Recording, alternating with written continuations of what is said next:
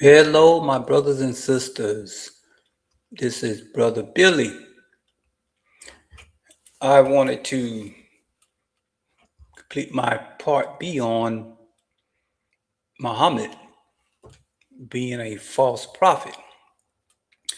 And one of the things I want to look at is that if you look at just evaluating the morals or the lack of morals um, coming from being portrayed in the life of the Prophet Muhammad, it is crystal clear that there is no way a righteous, holy prophet of God would live in such a way.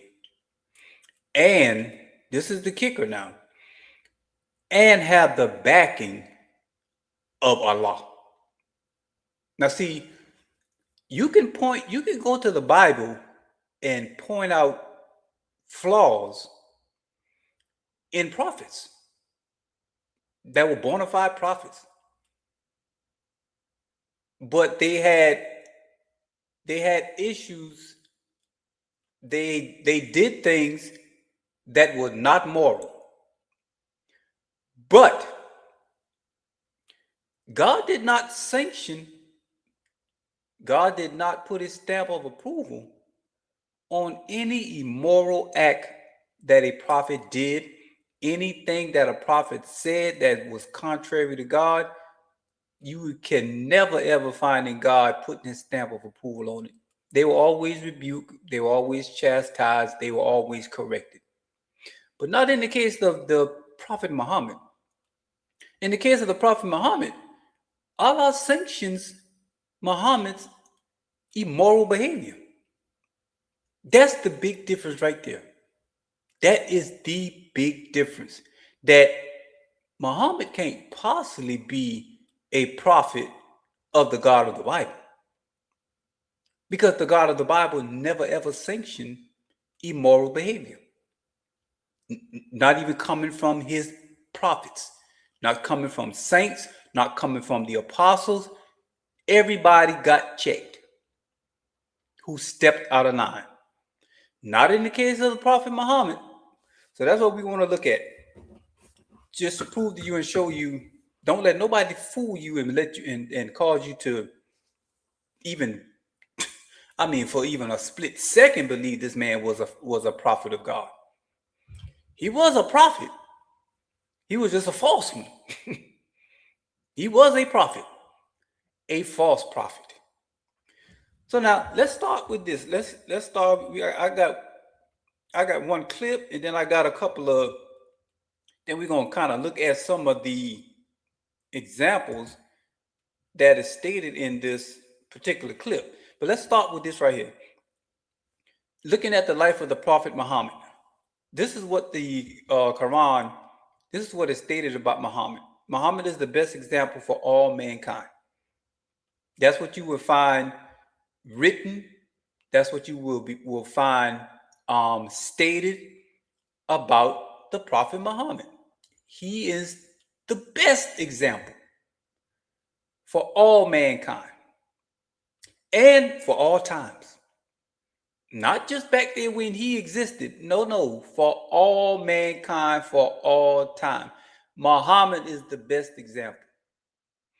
Now, once you see his moral behavior, you gonna be like, says who? How is that's what they say, that's what they believe, that he's the best example for all mankind. The Quran, which was narrated by Muhammad, refers to Muhammad's life as a beautiful pattern of conduct for anyone whose hope is in Allah. A beautiful pattern of conduct, Muhammad. And so we're going to look at some of this conduct of Muhammad, and you be the judge. I've already concluded he's a false prophet. Now, maybe you think, nah, he's not a false prophet. You misjudging our prophet. You misjudging the prophet. Okay, well, you're going to be able to judge exactly what I'm judging, and you see whether or not it lines up with him being a righteous, holy prophet of God or a false prophet that belongs to Satan. That's what we're going to look at and judge. I've already made my judgment. An exalted standard of character. So these are the things we're going to test. His beautiful pattern of conduct and his exalted standard of character. Okay. Now let's start with this clip. After this clip, if you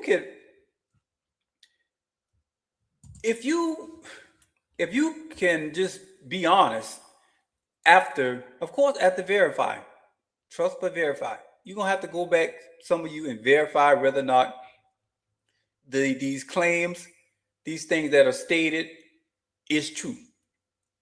And once you go back and verify that, wow, Muhammad did do these things, Muhammad did say these things, Muhammad did act this way, this was his behavior. This is recorded. This is not tainted, not tinkered with, not corrupted. Like they say, our Bible's corrupted. This ain't. This is the accurate narration of the life of the prophet. In other words, these are things he actually did, said, done. Now, and then you have to be the judge whether or not these actions are righteous and moral actions. You got to do that. Meaning, you would have to be honest with yourself. You're going to have to be honest with yourself. Okay, let's listen at this. I just ran across this young lady right here. I said, man, I'm going to have to put this in my little teaching right here because she did a very good job in a short period of time.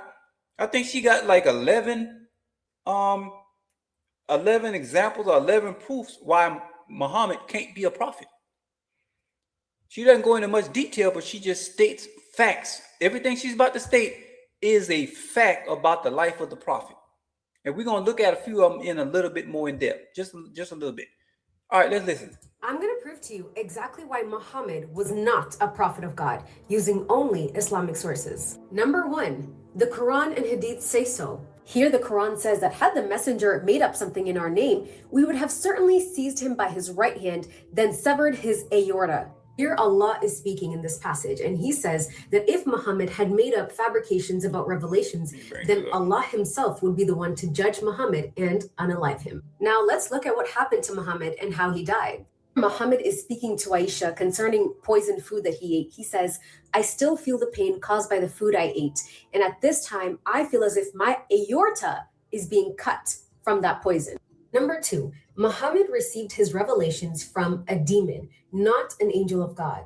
See here that a spirit appeared to Muhammad in isolation and was forcing Muhammad to read something, even though Muhammad claimed that he could not read. The spirit goes on to physically assault Muhammad. Muhammad was so struck with fear, he asked his wife what was wrong with him. He thought he was going crazy. Muhammad was convinced that he was seeing demons. And as a result of this demonic manifestation, Muhammad became so depressed that he tried to unalive himself several times.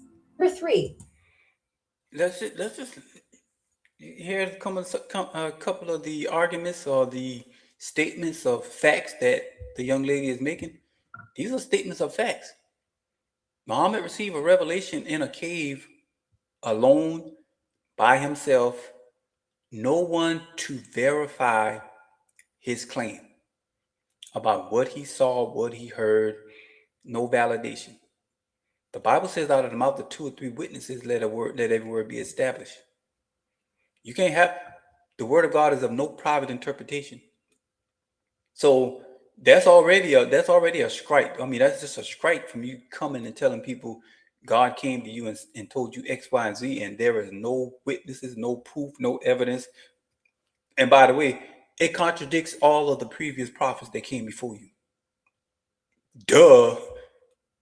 It don't take a rocket scientist to say, yeah, you a false prophet. You ain't heard from God. That was a demon you met in that cave. And then when she pointed out the fact that how Muhammad died, Allah warned that person who kind of changed his word and messed with his word and said things he didn't say, they were going to die in a certain manner. Well, guess what? Muhammad, that's how he died. It's the same way Allah said a false prophet would die, somebody who tampered with his word. That's how Muhammad died. Poisoned by a Jewish woman. And he said when he was dying, he feel like his aorta is being ripped out or something. The same thing that Allah said. Allah verified that Muhammad was a false prophet. Ain't that ironic? Satan himself Okay, next. Muhammad, a 54-year-old man, married Aisha, a 6-year-old little girl. You will not find a single prophet in the Bible or the Torah doing something like this. This is sickening. Number 4. We'll look into that a little deeper about his marriage with Aisha. Even though Muhammad claimed to be a prophet, he didn't know what was going to happen to him nor his followers. He didn't know his own fate. He didn't know if his own salvation was sealed. He said, "By Allah, though I am the apostle of Allah, yet I do not know what Allah will do to me." Number 4. Muhammad indulged himself in a night of intercourse with demons, also known as jinn. Here it says, "While I was sitting, some shapes of figures, i.e. jinn, came to me that appeared as if they were black people. They were not wearing any clothes. The Prophet of Allah began to recite the Quran to them, and they started coming to me and surrounding me and getting in my way. I was scared of them. When dawn entered, they started to leave. Then the messenger of Allah came and entered into the line with me, looking heavy and in pain, or almost like he was in pain from their towering over him." Verse 6, Muhammad. Y'all hear what she just read? Go check out whether or not y'all just making up stuff on the prophet. Y'all just just making up things on the prophet. The prophet was, yes, he was abused by jinns, demons. This is what they recorded. This is recorded not from Bible believers, by Islamic scholars. That's why I don't understand what people who practice this religion, they get mad at Christians for citing their scholars. We didn't write this stuff. Christians didn't write this.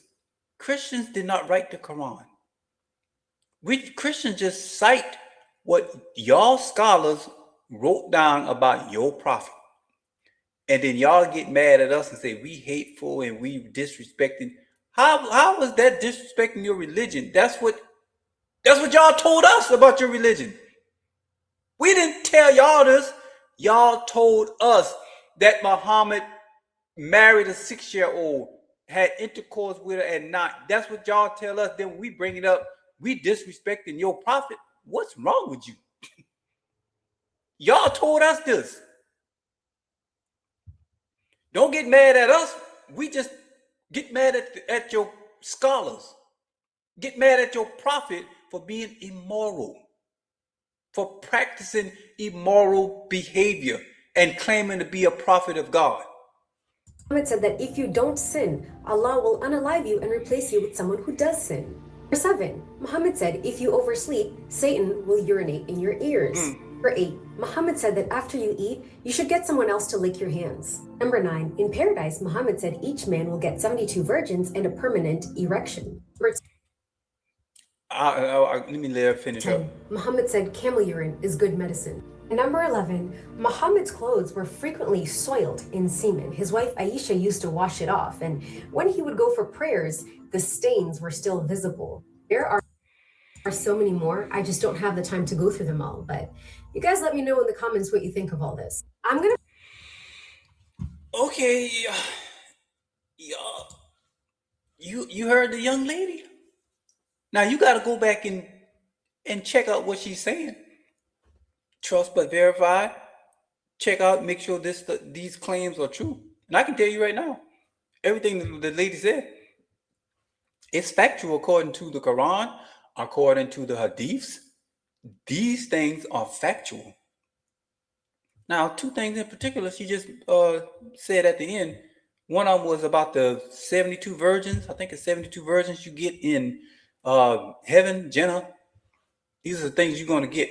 The men going to get 72 virgins, and the women going to have like swelling breasts, no sagging breasts. They're going to have swelling breasts. This is factual. Swelling breasts, and the men will have an eternal erection. This is in heaven. This is what's going to be going on in heaven. That's what the Quran teaches. That's what these hadiths and all. That's what's there. Now, does that sound like heaven to you, or does that sound like some kind of orgy going on? Does that sound like heaven? But this is what they are taught. This is what Muhammad taught his followers. This is what Allah taught Muhammad. And you want me to believe he is a prophet of a holy God? And the part about the semen, I mean, all of this stuff is true. Aisha was straight. This is true about the prophet who's the best example. Remember, he's the best example for all mankind. Remember that. You must remember who we talking about. The best example of conduct and exalted character, standard of character, the Prophet Muhammad. This is who we talking about. Now, honestly, that's enough right there to close this, to turn this live off and be like, I mean, just recording this video and say that this can't, if these claims are true, there is no way this could be a prophet of God. There's absolutely no way. Let's look at it. Let's look at a little bit more of it. Let's look at a little bit more of this right here. Watch this right here. Muhammad. Remember the standard we're judging Muhammad on based on what the Quran says. He is the best example for all mankind. He has this standard of excellence. I mean, this moral good standard. He does. That's what the Quran says about him. So now, this prophet has sex with his slaves. The prophet has sex with his slaves. Quran 4:24. And all married women are forbidden unto you, save those captives whom your right hand possess. Allah even permitted Muhammad and his men to have sex with married slaves, such as those captured in battle. Now remember what we said now, is that you will find prophets in the Bible misbehaving, sinning against God. Example with this right here would be King David, a prophet, man after God's own heart. But you know what David did? David sinned against God. David had his one of his military man, Uriah, one of his captains, one of his leaders, put at the front of the line in order to ensure that Uriah would be put to death. Why? Because David, the prophet, slept with Bathsheba, who was married to Uriah, and got her pregnant. And he tried to cover up his sin by having Uriah put to death, then marrying Bathsheba. Then everything looked like, okay, this is David's child from the marriage. But it was actually his child from an adulterous relationship. And old David thought he done, put that under the table, done kind of hid that away. But our God sees everything. He don't miss nothing. The eyes of the Lord go to and fro, beholding the good and the evil. He don't miss nothing. He neither sleeps nor slumber. He don't miss nothing.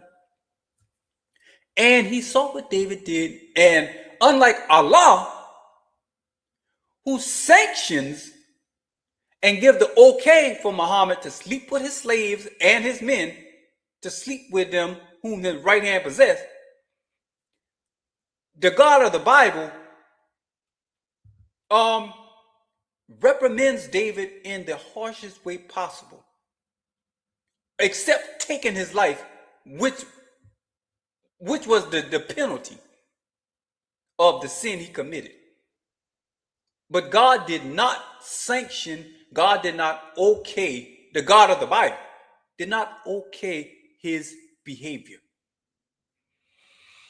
That is the big difference. Always remember that big difference. Yes, you're going to find men in the Bible who sin against God, who are prophets, who are preachers, or elders, or bishops, apostles. They're going to sin against God. But you will never ever find where the God of the Bible okays and sanctions their immoral behavior and their sin against him. Never ever. But in the Quran, you're going to see it over and over. Allah sanctions, makes it okay for the prophet to commit sin, to commit immoral acts. Why? Because the prophet is a false prophet and Allah is Satan. That's why. Okay, all are forbidden until you save those captives whom your right hand possesses. Those are the slaves. Those are like, in other words, Muhammad, if married women are forbidden, but now if you got a married woman that is a capture of war, then that's okay. You could sleep with them, although they married, but because they are your prize in war, you can sleep with those married women. That's what Allah said. Allah is sanctioning adultery. You can sleep with them because they captures of war. That's the best example for all mankind. Let's look at some others. Islamic historical sources, including Hadith accounts of Muhammad's life and sayings and classical tafsir, states that Muhammad had sexual relations with Maria al-Qutia something, who was a slave concubine gifted to him by the ruler of Egypt. The reference of him being caught having sex with her relates to traditional accounts of specific incidents that caused tension among his wives. So you got the prophet, the best of all man, the best example to all mankind, sleeping with his slaves, causing tension among his wives. Because I forgot how many wives he had, about 11 or 12 of them. He had a bunch of wives. But the other men were only allowed to have 3 to 4 wives. Muhammad could have 11 of them, 11 or 12, somewhere up in there. Because, he was he was the best example. He was the best example. Why the other men couldn't have the same amount as him? Anyway, look at some of the details from Islamic sources. Maria was a Coptic Christian slave sent as a gift to Muhammad around 628 CE. She became his concubine and bore him a son, Ibrahim, who died in infancy. The incidents and revelation account in some Hadith collection describes an incident where Muhammad was with Maria in the apartment of one of his wives, possibly Hafsa or Aisha, on that wife's designated day.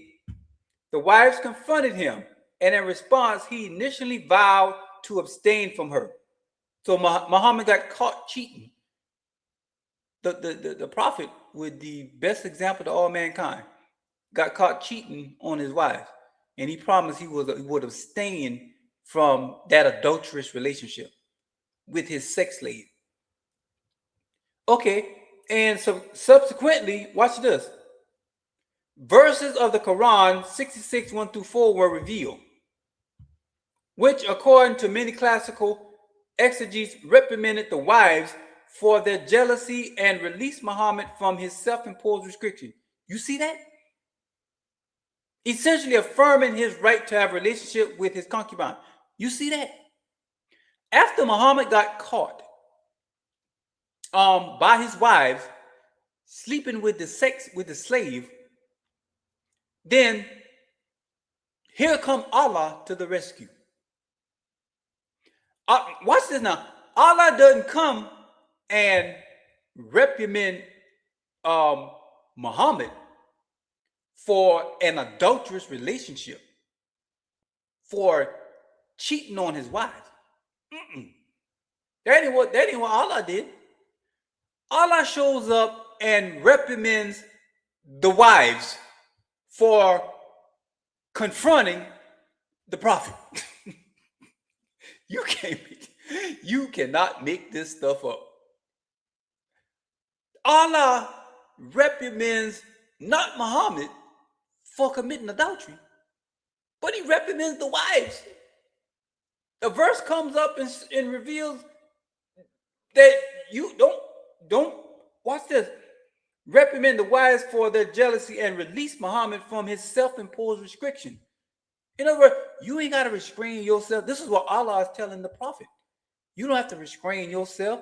If you want to sleep with the slaves, sleep with them. You don't have to put no restraint on yourself.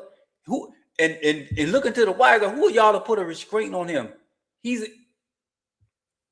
I'm not exaggerating. This is exactly what this is saying. This is exactly the context of what this is saying. I told you that's the big difference between the prophets in the Bible and this so-called Prophet Muhammad and the God of Prophet Muhammad. The God of Prophet Muhammad sanctions his immoral actions. The God of the Bible will rebuke you, will chastise you, will correct you. He will beat you. He will send you into captivity because of your wickedness and your sin. He does not pat you on the back and say, good job, and then give a Bible verse to support your immoral behavior. But that's what Allah does for the Prophet Muhammad. And you want Brother Billy to believe he's the best example for all mankind? And Allah is the same God as the Christian God? You done fall and bump your head. Okay, let's look at something else about this, the prophet who's the best example for all mankind. Many who criticized the prophet was brutally murdered. You know that? You criticize the Prophet Muhammad? That's a no-no. That is a no-no. Absolute no-no. Let's read this. Amsa bint Marin, a poet from Medina who was criticized of the new Muslim order and composed verses against Muhammad and his followers. She was killed in her sleep by a Muslim man named Billy whatever, Al something, who acted after hearing Muhammad ask, who will rid me of Marwan's daughter? Y'all hear this? This is the prophet who having people killed because they spoke out against him. They criticized him. They were critical of him, critical of his actions, his behavior. And how did he handle that? He had him killed.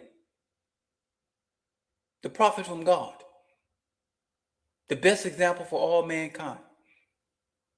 This splendid standard of conduct of excellence, and this man taking people out because they criticize him, because they spoke the truth about his wicked behavior.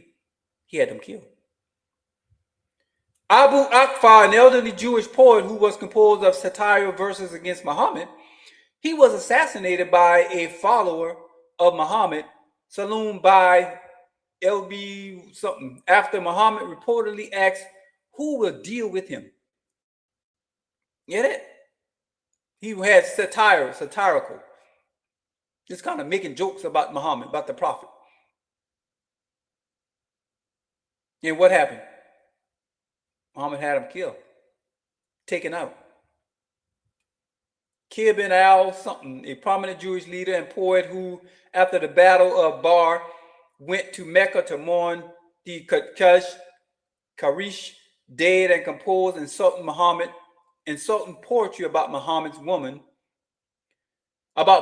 women, Muhammad ordered his followers to kill him, which they did in a night raid. So you see that? You see that stuff? Al-Harith and this Abu, both were captured during the Battle of Bar. They had previously mocked Muhammad in Mecca. They were among 2 prisoners who were executed instead of being ransomed, in part due to their past mockery and harassment. You see that? They mocked and harassed the prophet, and he had them killed. Now, I remember a story in the Bible where, I can't remember the guy's name, but he mocked David. After David was, going through all of the what he was going through in the kingdom, trying to get the kingdom stripped from him, from his son and all that. He was just going through a whole lot. And this man was mocking David, calling him out, calling him a dog or something like that. And one of David's mighty men wanted to go and cut his head off. Wanted to go and take him out because he was mocking David. David was a prophet. David was anointed by God to be king. And he was mocking David. And David said, leave him alone. David said, leave him alone. But not Muhammad. You mocked Muhammad, Muhammad had your head taken off. What's the difference? Why is there such a difference between the behavior of the prophets in the Bible and the behavior of Muhammad? And even when the prophets in the Bible behaved immoral, the God of the Bible did not sanction their immoral behavior. But in the Quran, even when the prophet misbehaves, Allah sanctioned that bad behavior. And you want Brother Billy to believe he was a prophet of God? No way. Yeah, he was a prophet of God. Satan, who was the God of this world, yeah, that God. Not the God of the Bible. Not Yahweh. Sure enough, not Yahweh. Okay, let's look at I think this might be the last one we're gonna look at. Aisha. Remember the young lady talked about Aisha? Muhammad. Remember, the best example for all mankind, this conduct of excellence, that's the Prophet Muhammad. He's the best example for all mankind for all times. Now, this best example for all mankind for all times, Muhammad, was like 54 years old, somewhere up in there. He was like 54 years old. He marries the contract, signs a contract or however they do it, with Aisha. At the time, she was 6. Hear me. 54 and 6. He marries Aisha at 6. Consummates the marriage at 9. You know what consummate means? I mean, they had the, like this guy heard, the dingy at 9 years old. At 9. 54 years old, 9 years old. Now, you ask yourself a question. Can you, where in the Bible can you find behavior like that sanctioned by God? Now, like I said earlier, you can find people doing some immoral, wicked, evil acts in the Bible. Because the Bible doesn't shy away from recording wicked behavior done by people who belong to God. Show me where God sanctioned that wicked behavior when they sinned, when they committed an act that was immoral. Because when King David did what he did with Uriah the Hittite, Uriah was not a Jew, a Hittite. when he did what he did, the Bible said that thing displeased the Lord. The Lord ain't like, okay, well, here he's of another nationality, and David is my son. He is a Jew. He is my king. He is a man after my own heart. So I'm just going to overlook this. That's not what God did, because he's no respect of persons. That God said the thing displeased me what you did. You had an innocent man, one of your faithful servants. You did him dirty. And I saw what you did, and I'm displeased with your behavior, David. And for that, you are going to pay for what you did. The child is going to die, and the sword will never leave your house, because I am displeased with your immoral behavior. Not Allah. Not Allah as it relates to Muhammad. No, no, no. When Muhammad sins and somebody call him out, Allah comes to the rescue. That's what happened with Muhammad.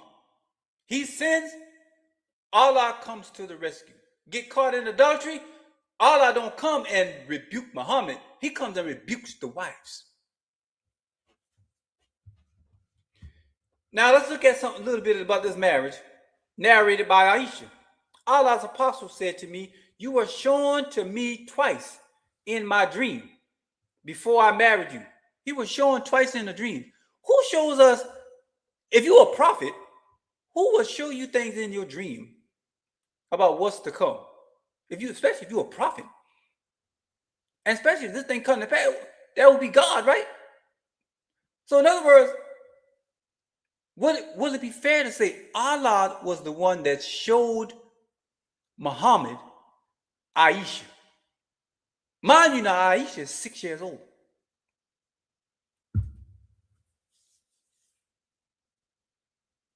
So the God of the Bible, Allah, shows a 54-year-old man a 6-year-old to marry. You gotta be kidding me, man. You gotta be absolutely kidding me to believe that this man is a prophet. A true, righteous, holy prophet of God. You gotta be absolutely insane to believe that. But that's what people all over the world believe. Billions of people believe this. I saw an angel carrying you in a silken piece of cloth. And I said unto him, uncover her. And behold, it was you. Y'all hear this? An angel was carrying the baby Aisha in a silk cloth. And he said, uncover her. And when he uncovered, he said it was Aisha. An angel. This was the angel of God? Of course it wasn't. No. This was a demon. This was a fallen angel. Ain't no, you think Gabriel, imagine Gabriel bringing a 6-year-old to a 54-year-old man and saying God wants you to marry her. We can't even imagine such insanity. We can't even imagine that. Because we just know that there is no way God is holy. He's righteous. He would never, ever harm a child in such a way. He would never do that. But that's what Muhammad said happened to him. And Allah is using his angels to bring the baby to him. It was you. I said to myself, if this is from Allah, then it must happen. This is from Allah. Allah did this. It must. I gotta marry you. I know you're only 6, but I gotta marry you, because if Allah didn't want me to marry you, He would have never ever. He would have not sanctioned this. He would not send His angels to show me you and send you to me in my dream. And I wanted Allah setting all this up because He want this to be. Then you were shown to me, the angel carried you in a silken piece of cloth, and I said to him, uncover her, and behold, it was you. I said to myself, if this is from Allah, then it must happen. Sahih Bukhari, this is And these are just different narrations about the same thing. The prophet married her when she was 6 years old, and he consummated the marriage when she was 9 years old. And then she remained with him for 9 years till his death. These are several different narrations of the event that documented that Aisha, and people gonna try to lie to you and say she wasn't 6, she was 12, she was whatever. No, the consensus is that she was 6 and the marriage was consummated at 9, and the prophet was 54 years old. And you want me to believe this is a true prophet of God with morals? Beloved, remember, he's the best example for all mankind, for all times. So let me ask you a question. If Muhammad was alive today, and he's 54 years old, and don't tell me no time change, because he's the best example for all mankind for all times. If he was alive today, and 54 years old, and he got involved sexually with this 9-year-old, what would we call that? How would we label that act? Pedo, right? PDF file, right? He would be thrown in prison for that act. He would go to jail for that act. That's what we would call that. But somehow, people want to make that all right because it happened back then, and times were different, Brother Billy. Girls were different. Their bodies, they got all kind of excuses that they want. They try to spoon feed you.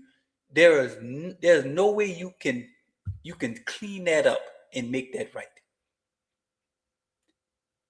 A 54-year-old sleeping with a 9-year-old has always been wrong. Will always be wrong. You cannot ever make that right in the eyes of God. I don't care how much you claim times have changed, this changed, the women were different, the girls were different. I don't care what you say. Jesus called a 12-year-old little girl. When he raised the little girl from the grave, he called a 12-year-old. I think it was like 12, little girl. Little girl, little child, a child at 12. Aisha was 9. Remember, the Bible came like 600 years before Islam. So Jesus' time, a 12-year-old was a little girl. Muhammad's time, a 9-year-old is now a grown woman.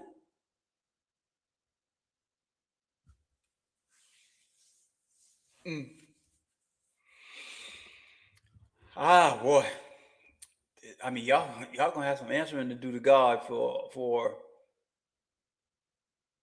putting your stamp of approval on something that harms children in such a way. You understand how Jesus feels about little children? About people, little innocent, spiritually innocent people? He said, if you harm one of these little ones, it's best that you put a millstone around your neck and be cast into the ocean than to hurt or harm one of these little ones. You don't understand how you don't want to stand before God with that on your record, that you not that you even did it, but you sanctioned it. You gave Prophet Muhammad the okay. You just as guilty as him. And you will suffer the judgment of God if you don't repent. Okay, I don't want to make this too much longer, but these are just some other things that are talking about the same thing. Allah be pleased with her, reported Allah's apostle, may peace be upon him, married her when she was 7 years old, and he was taken up into her house as a bride when she was about 9, and her dolls were with her, and when she, the holy prophet, died, she was 18 years old. So this is the consensus. 6, 7, 9. That's the consensus age that Aisha was. Playing with dolls. She was playing with dolls. You hear that? She was playing with dolls. Doll babies. When she married a 54-year-old man.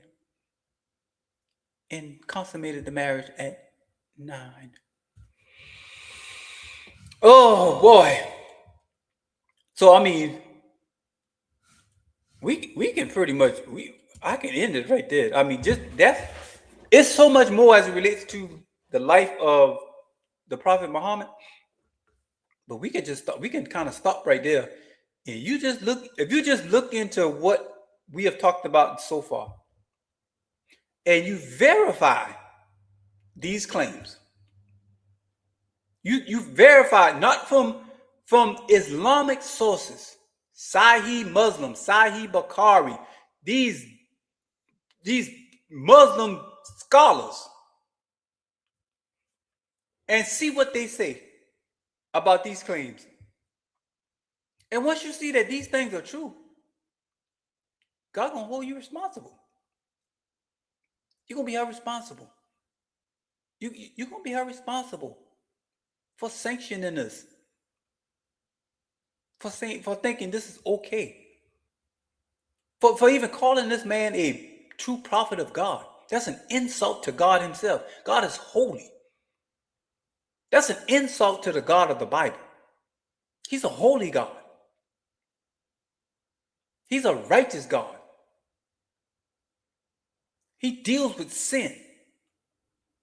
It doesn't matter your nationality, your race, your creed, your tongue. He deals with sin. He does not allow it to go unpunished.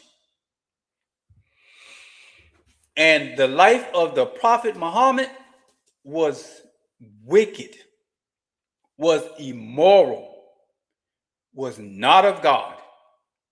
So he can possibly be a prophet of Yahweh and behave in such a way and had the backing of Allah.